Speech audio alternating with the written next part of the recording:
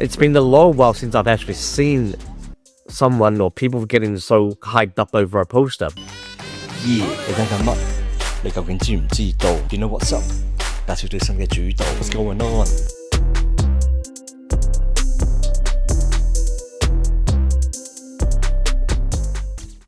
Yo, what's up?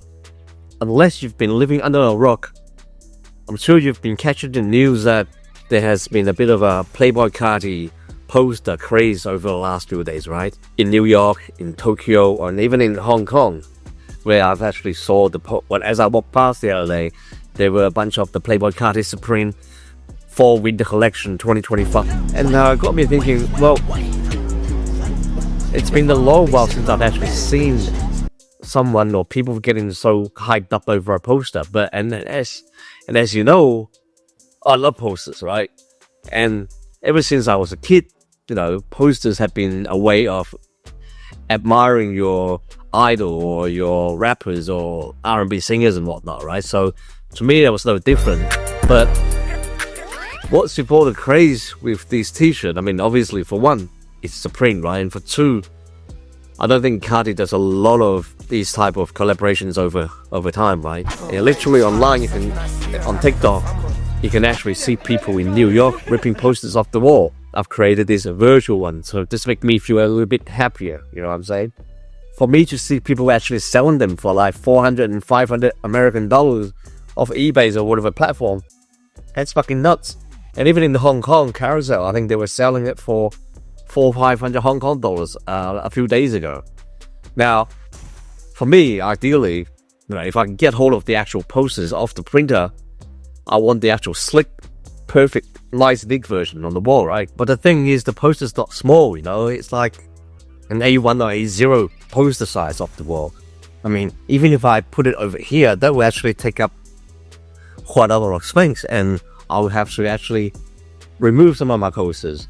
And in fact, if I can have it right next to the IM Music, that'll be perfect.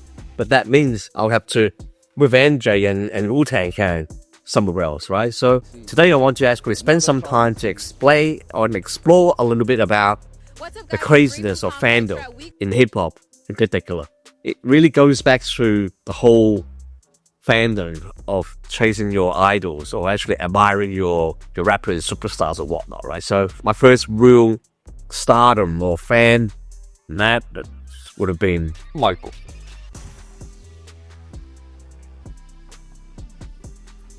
Right, so let me tell you a little bit of a story about my fandom when it comes to hip-hop. Before I talk about my obsession with hip-hop, I need to go back a little bit further before that, right? Which is the days of back in the late 80s, early 90s, chasing Mr. Michael Jackson. What resulted in the end was that I got to actually meet Michael and Janet back in 1996 and 1997, right? But it all started with putting posters on the wall, right? It was way back when I was still in Melbourne, right? Putting posters on the wall. And then next thing, when the internet started coming around, it was around 1995, I started putting a little mini fan site for Michael and Janet Jackson, right? And then next thing, one thing led to another. It got me into meeting Michael when he was doing his history tour back in 1996. And then, by chance, I also got the opportunity to meet Janet, Santa Monica in 1997. But that was actually, to me, the beginning of my love for pop, urban, hip-hop, R&B music. Because as you know, during that time, the beef between Biggie and Tupac around 1995, 94, 96 was really heated up to a point where they both ended up gone in the air, right? And then I was, in particular, more of a West Coast Tupac fan. So this little booklet gave me a glimpse of, it sort of showcased some of the stories behind the scene. More importantly, years later in Las Vegas, I got to meet the Tupac impersonator, as you can see here, right? Now, again, I probably had a couple of Tupac posters on my wall as well too during that period. And then the whole thing about Eminem came around in 1999, 2000.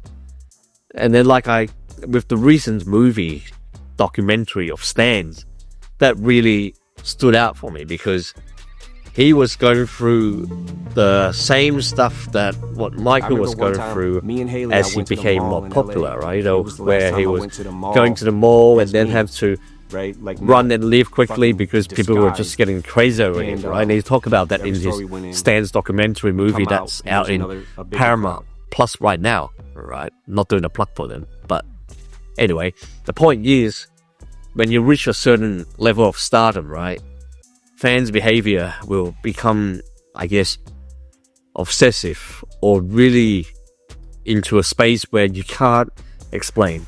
I mean, I can't explain that all of a sudden. Over the years that I've collected, in terms of CDs and books, and then everything else in between, I actually have collected quite an large amount of Eminem content and compact disc over time, right? And so to me, I kind of understand where the Playboi Carti fans are at right now. Even for me, I'm not a massive fan of his, but I love his iMusic album that came out earlier this year, right? And that's why I resulted getting this little poster by chance. So fandom is a really interesting phenomenon, I guess.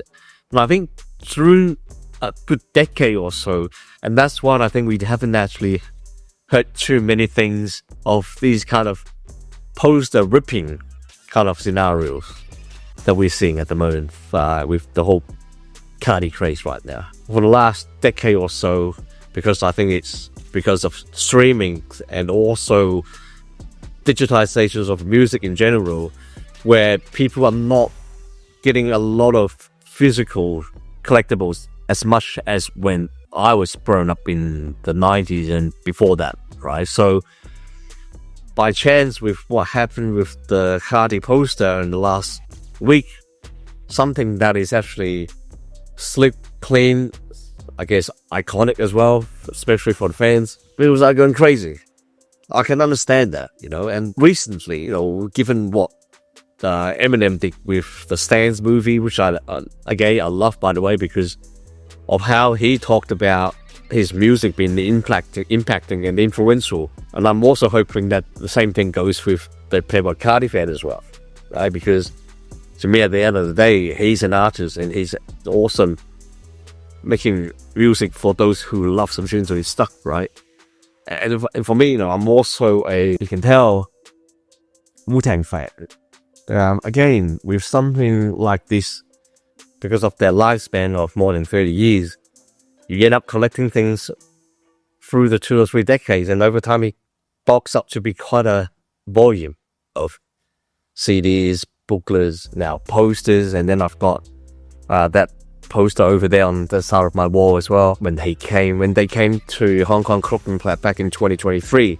And I think I love this feeling of being able to connect with the artists and the rappers that have been so embedded into digital.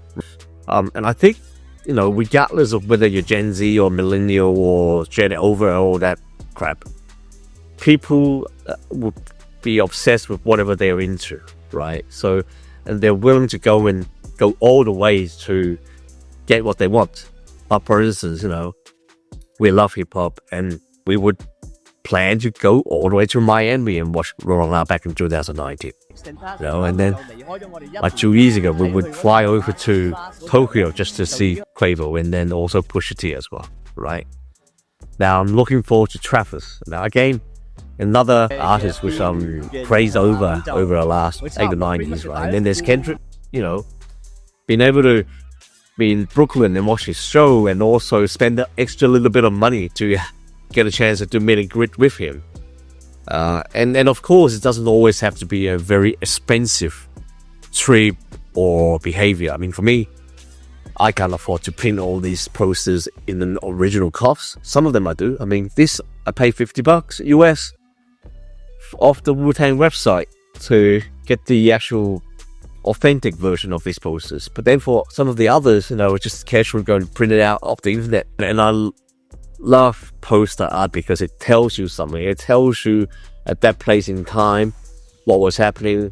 And then again, looking at the Wu-Tang posters for their concert series back in 2022, and even all the way to the ones that they've just completed now, they have had different design for different cities that they went to in terms of putting the poster promotion for those, right? Now, as a hip-hop fan, what is the most craziest fan experience that you've had with the artists, or whether it's buying posters, merchandise, or actually meeting them, hanging out with them, and shit like that? Would love to hear some of your stories. Again, looking when I went to Miami Rolling Loud and watched and saw Gucci Mane, and then what ends up was afterwards buying his motivational book about his experience of how to do good and how to channel his streetwise mentality into making music, better person, making money, and rebuild himself. I think there's a lot of positive outcomes and output that artists have created and generated over time for us to appreciate how they have also motivated a society, you know. But these are the things you just do with being a fan over time, right? I mean, not young anymore, right? But this war is probably this is one of the biggest war of posters I've ever had in my life. And I think fandom sometimes does actually turn and make people do crazy things. But I think this is good now, where if people are going crazy over posters again, I'm sure this is not going to be the only time, right? This fall winter launch isn't just Playboi Carti. There's Wu-Tang Clan, there's MJ, and there's Exorcist.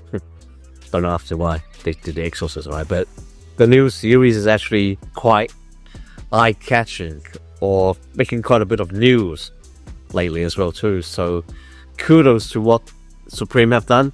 And again, look, I'm wearing a Metro Boomin t-shirt from Comic-Con Hong Kong earlier this year, right? So I would love to see a little bit more of these kind of attention in Hong Kong as well, right? But anyway, until the next poster, see ya.